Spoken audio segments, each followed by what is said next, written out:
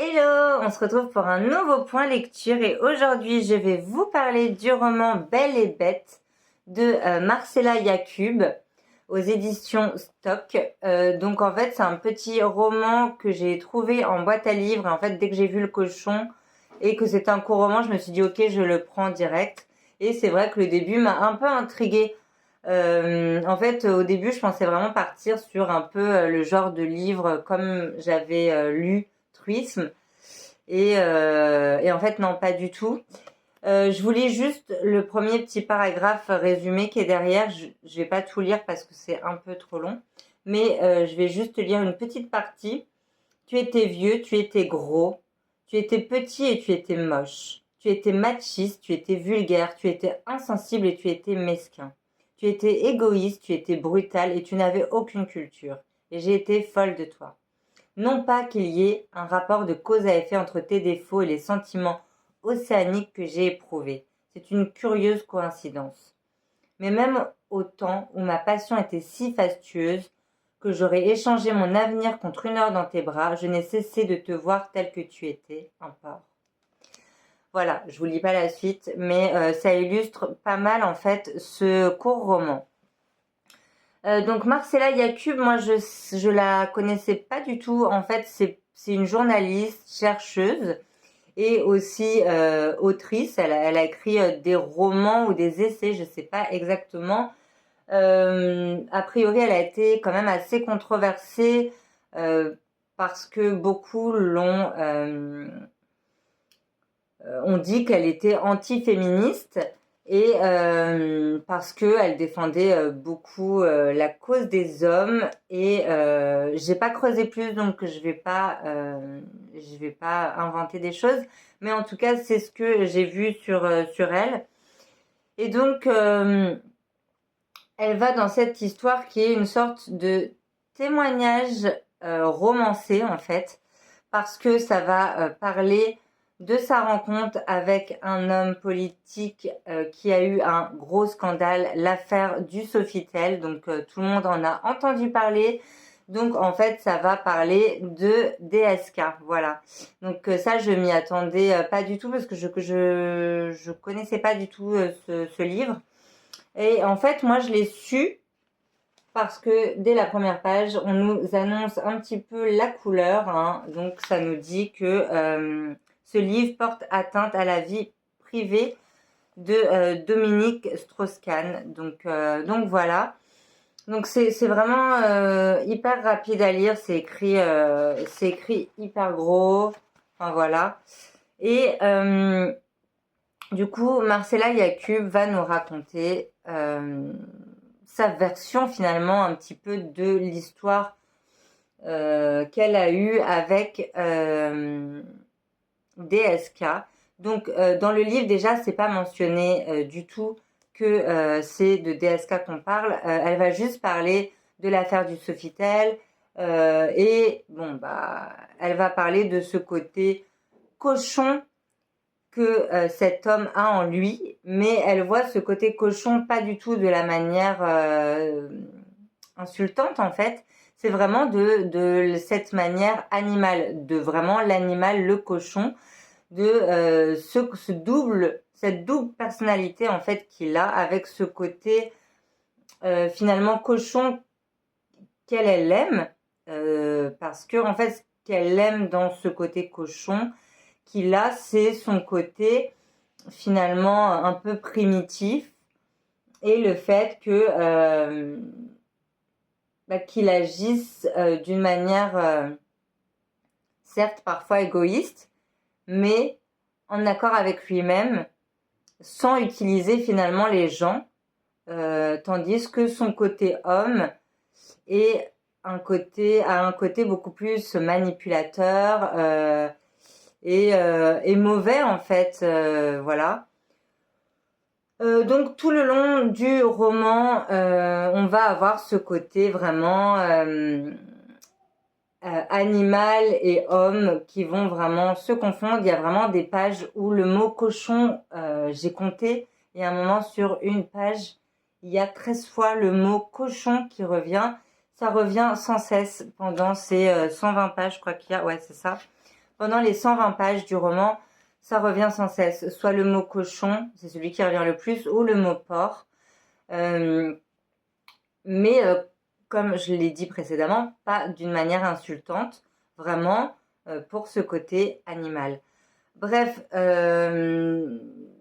c'est très particulier. En fait, on ne sait pas du tout, oui, le côté finalement réel, le côté fiction.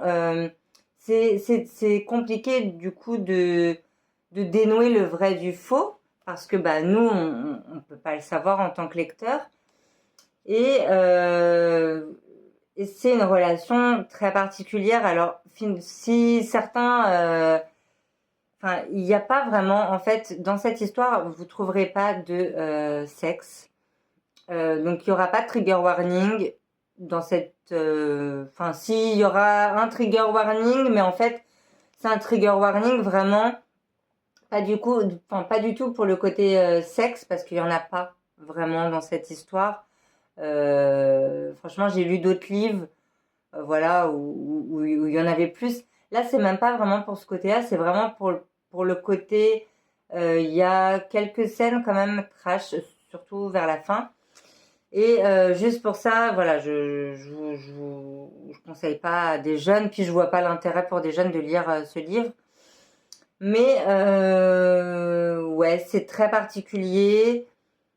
Finalement, ça m'a quand même tenu en haleine. Enfin, j'avais quand même envie de le finir parce que je me demandais vraiment où ça allait en venir en fait dans cette histoire avec cette relation. Parce que oui, elle va tomber folle amoureuse finalement de son côté bestial et cochon. Parce que avec lui, elle a des échanges très profonds, très littéraires, un peu voilà philosophiques, et il se passe des choses aussi très sauvages et vraiment des choses très space. Donc ouais, je suis vraiment mitigée sur cette histoire, donc je vais pas mettre 10 minutes à parler de ce livre. Simplement, c'est particulier. C'est une relation en fait que Marcella Yacoub a cherché, et elle le dit dans le roman. Elle a tout fait finalement pour le rencontrer. Elle était un peu obnubilée finalement par ce personnage qu'il représentait, et elle l'a beaucoup défendu pendant le procès, etc. Vraiment, pour elle, il fallait pas lui jeter la pierre. Qu'en fait, voilà, c'était son côté bestial et qu'il fallait pas. Donc c'est pour ça aussi le côté anti-féministe, je pense. Mais elle a cherché à le rencontrer. Finalement, malgré elle, elle est tombée amoureuse, entre guillemets, de ce cochon, comme elle le dit. Et j'ai bien aimé, en fait, la fin. J'ai bien aimé la fin. Je me suis demandé ce qui était vrai, ce qui était faux. Est-ce qu'il y avait quelque chose de vrai là-dedans? Est-ce qu'il n'y en avait pas? Voilà, ça m'a vraiment... ça brouille vraiment les pistes, et on a forcément envie de creuser et de savoir, est-ce que par rapport à ce qu'elle dit, après on va forcément aller regarder des photos, parce que bah, ça c'est de la curiosité aussi, on a envie de savoir si c'est vrai ou faux. Mais ouais, je m'attendais pas forcément à cette fin, et je suis peut-être un peu bizarre, mais j'ai bien aimé la fin. J'ai bien aimé finalement cette part d'ombre qu'elle a aussi, et qui fait que grâce à ce cochon, elle a pu finalement découvrir des choses enfouies à l'intérieur d'elle, des envies, finalement peut-être des fantasmes aussi. Donc ouais, c'est très particulier. Il y a un côté quand même métaphorique. Ouais, c'est vraiment spécial. Voilà, je pourrais pas vous conseiller cette lecture, parce que vous allez rien apprendre de fou en lisant ce livre. Mais bon, ça m'a quand même intéressée. C'est vraiment particulier. Et si, ce que je voulais surtout dire, et après j'aurai fini avec revu sur ce livre. C'est surtout que je pense qu'en fait, pour moi, je pense qu'elle s'est servie autant de lui que lui s'est servi d'elle. Je pense que ce livre, il est tombé à pic. Il est sorti en 2013. L'affaire a éclaté en fin 2012, je crois. Enfin, bon, je sais plus exactement toutes les dates parce que ça a quand même duré un certain nombre de temps.